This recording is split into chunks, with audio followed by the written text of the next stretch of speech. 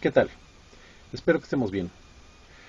En esta ocasión vamos a hablar sobre un autor que pues es uno de mis preferidos con todo y sus defectos, ¿no? Por supuesto gracias a sus virtudes.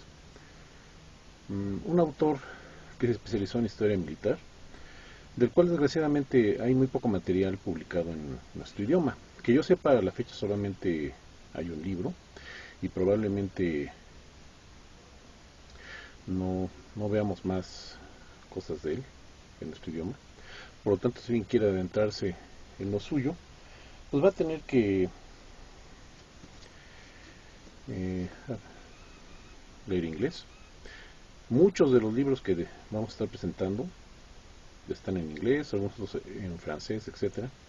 ¿Por qué? Pues porque en nuestro idioma hay poco material ya especializado en lo que se refiere a la historia militar, sobre todo la Segunda Guerra Mundial y otros conflictos. ¿Y de quién vamos a hablar? Bueno, resulta que buena parte del siglo XX, sobre todo en los años 70, principios de los 80, un caballero norteamericano llamado Edwin P. Hoyt, inicialmente periodista, editor de algunos periódicos, empezó a escribir sobre historia militar, sobre todo historia militar del frente del Pacífico durante la Segunda Guerra Mundial, aunque tiene también algunas obras eh, sobre otros frentes, escribió también sobre submarinos, tiene un libro sobre la campaña de Italia, pero el grueso de sus obras están dedicadas al frente del Pacífico. ¿Por qué quiero empezar con él? Porque igual hay una cuestión sentimental, si se quiere, en respecto a él. Resulta que hace muchos años, finales de los 70, principios de los 80, hubo una serie de libros, la serie Libros de Guerra, del editorial perdón, Javier Vergara. Ujú. Yo conservo este, de John Masters, Camino a Mandalay, del que hablaremos en alguna ocasión, en una colección bastante nutrida. Igual que pasó con los libros de Editorial San Martín, estos se pueden encontrar hasta en los supermercados. De hecho, yo me devoré varios de esos libros literalmente, ¿no? O sea, leyéndolos en el supermercado. En esa época se podía hacer eso. O sea, llegabas, sacabas el librito, leías un capítulo, 10 15 minutos, ya te ibas antes de que te regañaran y listo.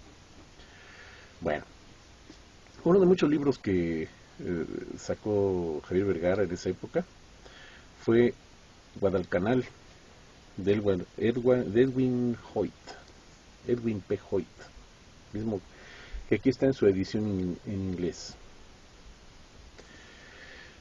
En su momento no compré el Guadalcanal traducido, de lo cual me arrepiento porque en la actualidad prácticamente es imposible encontrarlo.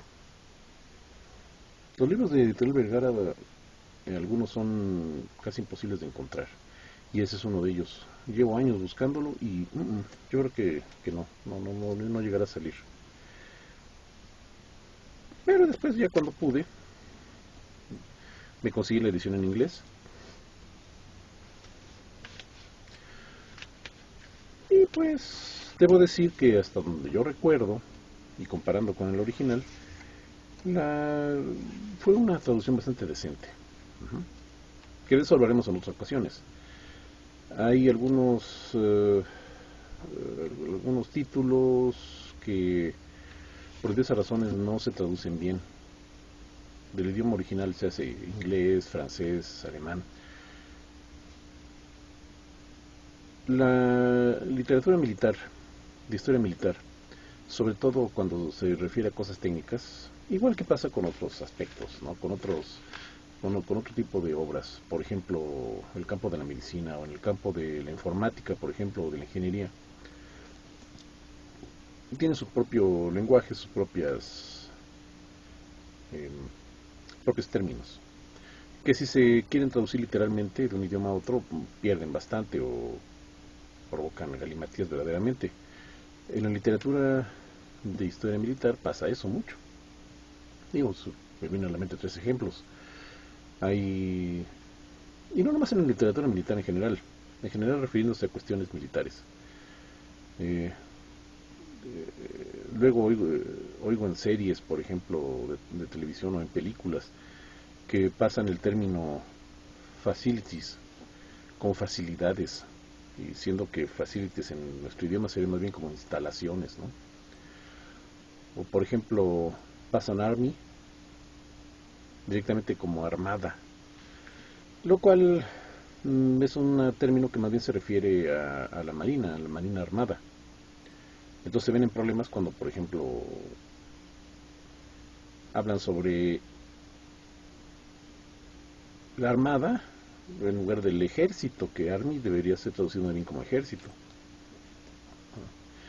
O por ejemplo, kill como asesinato, que es muy general, ¿no? Cantidad de películas que vimos que es que fue un asesinato, ¿no? Es que asesinaron a no sé cuántos, pero no, el término no es exactamente asesinato, ¿verdad? Sería matar, kill es matar, no necesariamente significa asesinar. Y así cantidad de términos que barrel como barril, no siento que se refiere más bien al tubo de un cañón y cosas así. En fin, les digo pues que esta obra, publicada a principios de los 80, eh, pues estaba muy bien para su momento, ¿verdad? Creo que en la edición de Javier Vergara no venían fotos, aquí sí hay unas fotos clásicas, ¿no? O sea, y en sí se narra la campaña de Guadalcanal, que fue de agosto del 42 a finales de noviembre del mismo 42, de una manera bastante decente. Y yo creo que a la fecha sigue siendo uno de sus mejores obras, aunque hay obras que ya han superado mucho esto. Pero es un buen material de referencia y de introducción a una campaña muy interesante y de la cual pues yo me he especializado bastante, ¿no?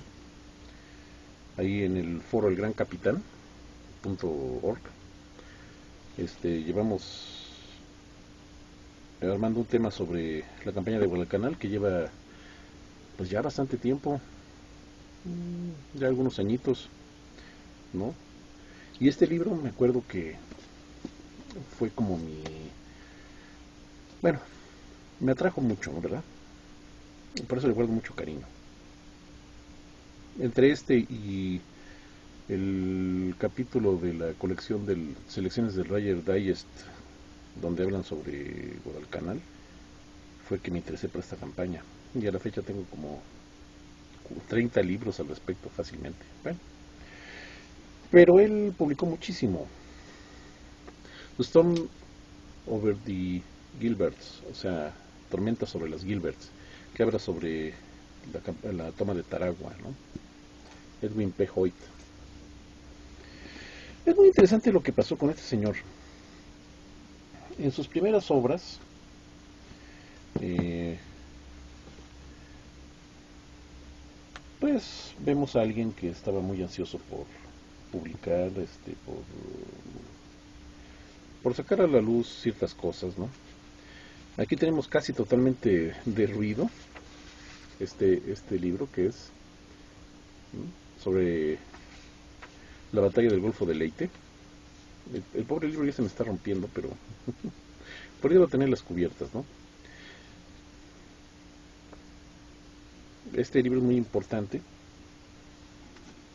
complementario a las Marianas, Tudy Marianas, también de Edwin Hoyt.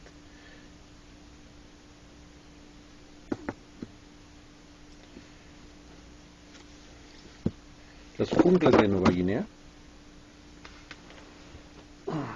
que habla sobre la campaña de Nueva Guinea, y La Gloria de las Salomón.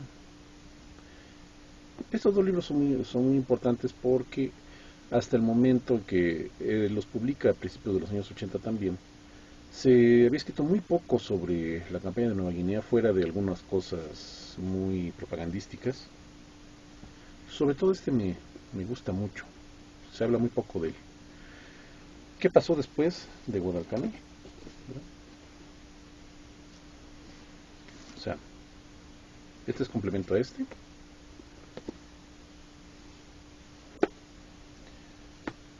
Luego este, que digamos que los tres son casi narran eventos paralelos.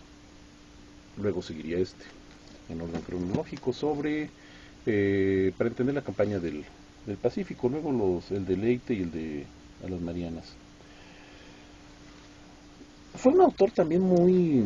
Estos libros los recomiendo, están muy buenos. Inclusive él se preocupó por... eh, ya hice sobre las fuentes en japonés, porque ese es un problema que luego se encuentra uno con autores, digamos, clásicos, entre comillas, a la hora de hablar de estos temas. Él se preocupó por adentrarse en las fuentes en japonés. Resulta que en los años 70 se empezaron a publicar los primeros tomos del Senshi Sosho. ¿Qué es eso? Que es simplemente el compilado general que se hizo sobre la historia oficial de las operaciones de las Fuerzas Armadas japonesas durante la Segunda Guerra Mundial. Es un compendio, en japonés obviamente, auspiciado por el gobierno japonés, en el cual se trató de narrar de una manera lo más objetiva posible qué pasó, cuáles fueron las operaciones japonesas, ¿no? O sea, en toda la guerra del Pacífico y eso. Él fue de los primeros que se interesó en estudiarlos. Y es un punto a su favor, porque proporcionaban ya las dos caras de la moneda, la narración del lado aliado y la narración del lado japonés. Hubo una serie de libritos que digamos son varios, Guerra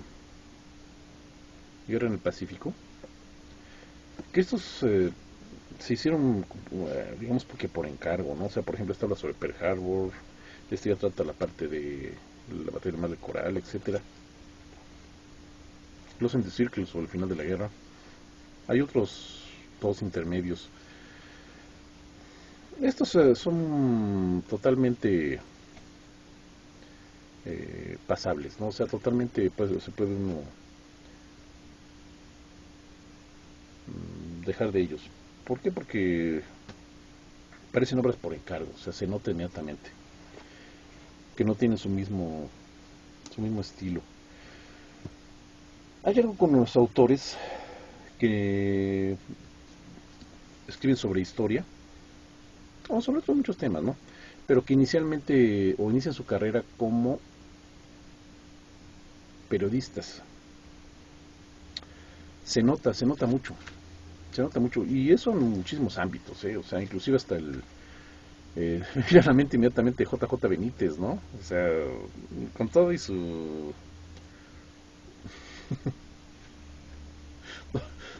total falta de respeto hacia el público, ¿no? Queriéndole vender basura y magufadas. Hay que reconocer que el tipo tiene un estilo excelente y eso se debió a que él fue periodista durante muchos años. Hoy tiene lo mismo. Hoy tiene un estilo bastante fácil, agradable de leer, gracias a sus años y años como periodista. La desventaja de eso, bueno, es que son periodistas que después se meten a hablar sobre historia. Eh, Muchos de sus libros no tienen demasiadas notas, ni aclara muy bien sus fuentes. Al final sí lo hace, ¿verdad? Pero por otro lado hay que tomar en cuenta que los años 70 eran, principios de los 80 no era tan requerido eso todavía. Actualmente yo creo que ya es un requisito fundamental. Entonces, pues,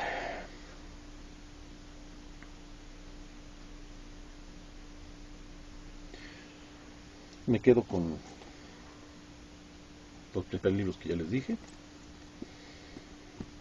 Es un autor que significa mucho para mí, a pesar de que, como les digo, o sea, tiene sus altas y sus bajas, no todos sus libros son buenos. Los que presento aquí creo que son los mejores. Tuvo una producción muy vasta, probablemente más de 40 libros dedicados tan solo a estos temas. Aparte, él escribió novela, él escribió biografías con seudónimos, muchas veces. Es interesante mencionar como punto final que él, al igual que otro autor del que hablaré en otro video, se, se convirtió en una especie de lo que actualmente se llama weibo o weabo, ¿no? Que son aquellas gentes que quieren